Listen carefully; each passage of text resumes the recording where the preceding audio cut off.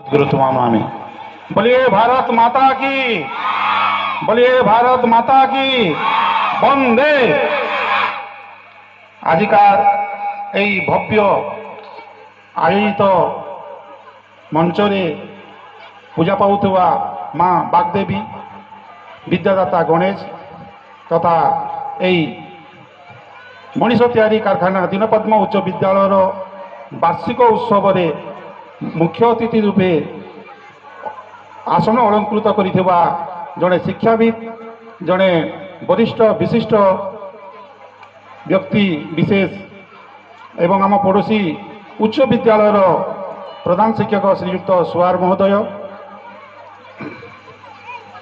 ଆମ ବାଘମୁଣ୍ଡ ପଞ୍ଚାୟତର ପ୍ରତିନିଧି ଜଣେ ଯୁବ ପ୍ରତିନିଧି ପ୍ରବୀଣ ଉଦ୍ୟୋକ୍ତା ପିଙ୍କୁ ଭାଇ ଦେବାଶିଷ ସାହୁ, ସମିତି ସଭ୍ୟ ପ୍ରତିନିଧି ଆମ କୀର୍ତ୍ତିନାରାୟଣ ରାୟ ବନ୍ଧୁ ଏବଂ ଜଣେ ପ୍ରବୀଣ ରାଜନୀତିଜ୍ଞ ଏବଂ ପ୍ରତିଷ୍ଠାତା ବିଭିନ୍ନ ଅନୁଷ୍ଠାନର ଏବଂ ଜୟ କୌଶଳର ଯେ ବର୍ତ୍ତମାନ ପ୍ରଚାରକ ତଥା ଆଗେଇ ନେଉଥିବା ପ୍ରେରଣା ଦେଉଥିବା ଶ୍ରୀଯୁକ୍ତ ସୁଶୀଲ କୁମାର ଗୁରୁ ମହୋଦୟ, ମା ପାଟନେଶ୍ୱରୀ ମହାବିଦ୍ୟାଳୟର ଅଧ୍ୟକ୍ଷ ମହୋଦୟ, ଏହି ଦୀନପଦ୍ମ ବିଦ୍ୟାଳୟର ପ୍ରଧାନ ଶିକ୍ଷକ ଶ୍ରୀଯୁକ୍ତ ଦାସ ମହୋଦୟ ଏବଂ ଆମର ଜଣେ ପ୍ରିୟ ପୂଜ୍ୟ ଏବଂ ଆମ ଏହି ଉପରା ବିଦ୍ୟାଳୟର ପୂର୍ବତନ ପ୍ରଧାନ ଶିକ୍ଷକ ଜଣେ ଲୋକପ୍ରିୟ ବ୍ୟକ୍ତି ଶ୍ରୀଯୁକ୍ତ ପାଣିଗ୍ରାହୀ ସାର୍ ଏବଂ ଆମ ଅଞ୍ଚଳର ଜଣେ ପୂର୍ବତନ ସରପଞ୍ଚ, ପୂର୍ବତନ ସମିତି ସଭ୍ୟ ତଥା ଜଣେ ବରିଷ୍ଠ ବିଶିଷ୍ଟ ରାଜନୀତିଜ୍ଞ ଏବଂ ଉପଦେଷ୍ଟା ଶ୍ରୀଯୁକ୍ତ ଗୋପବନ୍ଧୁ ସାହୁ,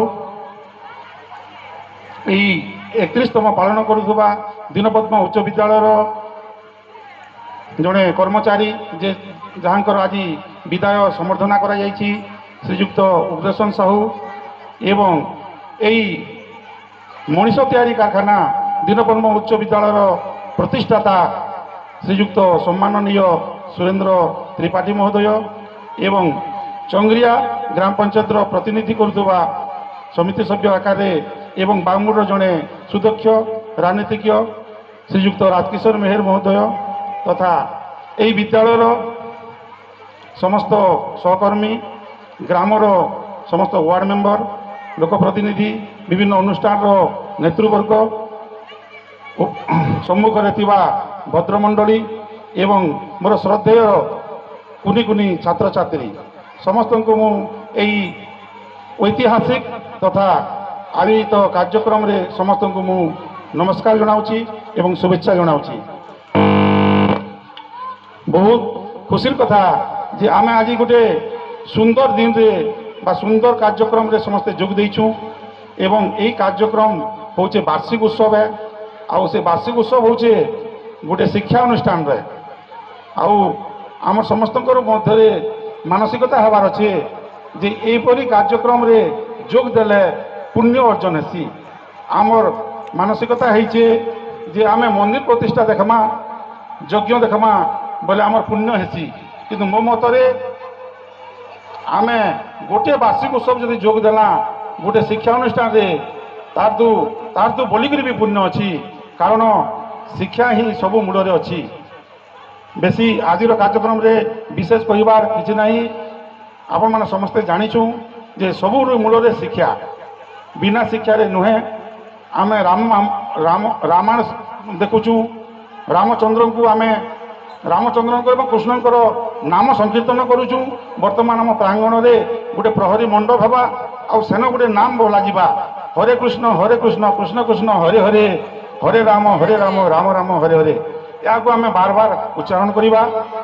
ଏହାର ଖାଲି ଗୋଟିଏ କଥା ଆମେ ମନେ ରଖିବାର ଅଛି, ହରେ କୃଷ୍ଣ, ତୁମେ କୃଷ୍ଣ ବୋଲି ହୁଅ, ହରେ କୃଷ୍ଣ, କୃଷ୍ଣ ବୋଲି ହୁଅ। କୃଷ୍ଣ ଜଣେ ଥିଲେ ମର୍ଯ୍ୟାଦା ପୁରୁଷୋତ୍ତମ ଯୋଗୀରାଜ କୃଷ୍ଣ, ଜଣେ ଅନ୍ୟାୟର ପ୍ରତିବାଦ କରି ନ୍ୟାୟ ଧର୍ମର ପ୍ରତିଷ୍ଠା କରିଥିଲେ, ସେ କୃଷ୍ଣ ଥିଲେ। ତେଣୁ ଆମେ କୃଷ୍ଣ ପରି ହେବା, ହରେ ରାମ, ରାମ ପରି ହୁଅ, ଜଣେ ମର୍ଯ୍ୟାଦା ପୁରୁଷୋତ୍ତମ ଶ୍ରୀରାମଚନ୍ଦ୍ର ଅନ୍ୟାୟକୁ ବିରୋଧ କରି ନ୍ୟାୟର ପ୍ରତିଷ୍ଠା କଲେ ଏବଂ ଦୁର୍ନୀତି ଦୁରାଚାରୀ ରାବଣକୁ ମାରି ସୀତାଙ୍କୁ ସେ ଉଦ୍ଧାର କରିଥିଲେ। ତ ସେ ରାମ ପରି ହେବା, ତେବେ ରାମ ପରି କିପରି ହେବା? ନେଇ ରାମ ଥିଲେ ଦଶରଥଙ୍କର ପୁଅ। ଆପଣମାନେ ମନେ ରଖିବା ସମସ୍ତଙ୍କର ଅଛି ଯେ ରାମଙ୍କର ବାପା ରାଜା ଥିଲେ, କିନ୍ତୁ ତାଙ୍କର ପୁଅ ଥିଲେ ରାମ। ଯେ ରାମକୁ ଗେଲେଇ କରିବା କଥା, ରଖବା କଥା, ସେତେବେଳେ ରାମ ଘରେ ନେଇ କିଏ ନଥିଲେ, ତାଙ୍କୁ ବିଶ୍ୱାମିତ୍ର ବଶିଷ୍ଠ ନେଇଯାଇଥିଲେ ଆଉ ସେନ ପଢ଼ଉଥିଲେ। ବଶିଷ୍ଠ ବିଶ୍ୱାମିତ୍ରଙ୍କୁ ଥାନା ଛାଡ଼ିଦେଲେ, ଜଣେ ରାଜା ଗୋଟେ ଜଙ୍ଗଲରେ ଛାଡ଼ିଦେଲେ। କାହିଁକି ଛାଡ଼ିଦେଲେ? ବିଦ୍ୟା ଅର୍ଜନ କରିବା ପାଇଁ। ତେଣୁ ସେମାନେ ସେ ପାଠ ପଢ଼ିଥିଲେ ଏବଂ ବିଦ୍ୟା ଅର୍ଜନ କରିଥିଲେ, ତେବେ ଯାଇ ସେ ରାମ ହେଇଥିଲେ।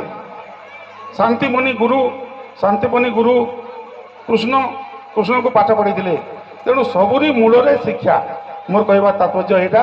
ତେଣୁ ଶିକ୍ଷା ପାଠ ଦେଖାଏ ବାଟ, ପାଠଇ ନାରୀ ଘରର ସିରି, ବିଦ୍ୟୁତୁଞ୍ଚ ନୃପତୁଞ୍ଚ ନବତୁଣ୍ୟ କଦାଚନ, ସୁଧ ସେ ପୂଜ୍ୟତେ ରାଜା ବିଦ୍ୱାନ ସର୍ବତ୍ର ପୂଜ୍ୟତେ। ଯଦି ଆମେ ବିଦ୍ୟା ଗ୍ରହଣ କରିବା ସବୁଠାରେ ପୂଜା ପାଇବା। ତେଣୁ ବିଦ୍ୟା ହେଉଛି ସବୁଥିରେ ମୂଳ। ତେଣୁ ଆମେ ଏଥିପ୍ରତି ସଚେତନ ହେବାର ଲାଗି ସମସ୍ତଙ୍କୁ ମୁଁ ଆହ୍ୱାନ କରୁଛି।